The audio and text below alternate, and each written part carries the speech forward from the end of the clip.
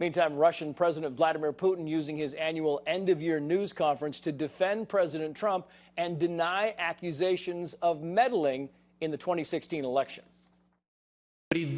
All that is thought up by people who oppose President Trump to delegitimize his work. For me, it is even strange. It is all done without understanding that this damages the inside politics. They suppress the resources of the elected president. It means that they don't respect the voters who voted for him.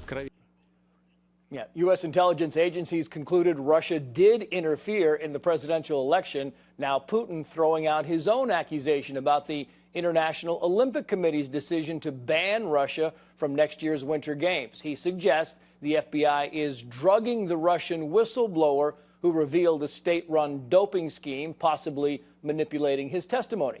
And the Russian president not stopping there. Putin also warning the U.S. against using force to deal with North Korea, saying consequences will be, quote, catastrophic.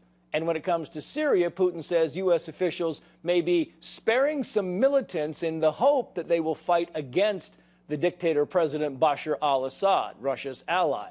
Let's bring in Heather Conley with the Center for Strategic and International Studies, which is a bipartisan research organization. And really, I mean, you've got Vladimir Putin saying, look, here's the bottom line. When it comes to Russian collusion, this is being invented by those who oppose President Trump. Your thoughts?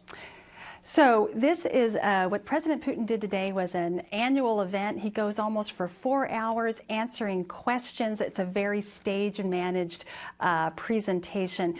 President Putin, what he was saying was to do two things. Number one, he knows this issue deeply divides Americans, and so he wanted to pour a little fuel on that fire. He also wanted to send a little message to President Trump to say, you know what, you're right. Your national security team, your intelligence team, don't believe them. It really supports how President Trump views Russian interference in our elections last year.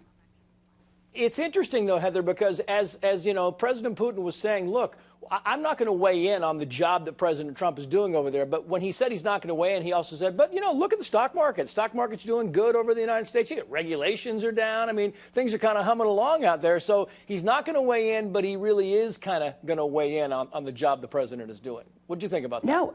Absolutely. It was quite extraordinary, not only going into the meddling question, but really praising President Trump, praising the way he's handling his job performance, yet at the same time, U.S.-Russian relations are exactly in the same place they've been. U.S. sanctions are in place. We haven't found common ground when it comes to Ukraine or Iran or on Syria. So it really is quite striking that he's praising President Trump while the bilateral relationship is really not in great shape. And that's what I thought. I mean, he's saying, look, the economy's going good over there, but do not go after North Korea, because if you have, you know, you strike North Korea, the results, the consequences are going to be catastrophic. So, you know, and then you've got Syria, and he's got all these, you know, the U.S. is behind Russia not being allowed in the Olympics, and they're going to go after Bashar Assad in Syria. So he's got his own kind of machinations of what he thinks the U.S. is up to.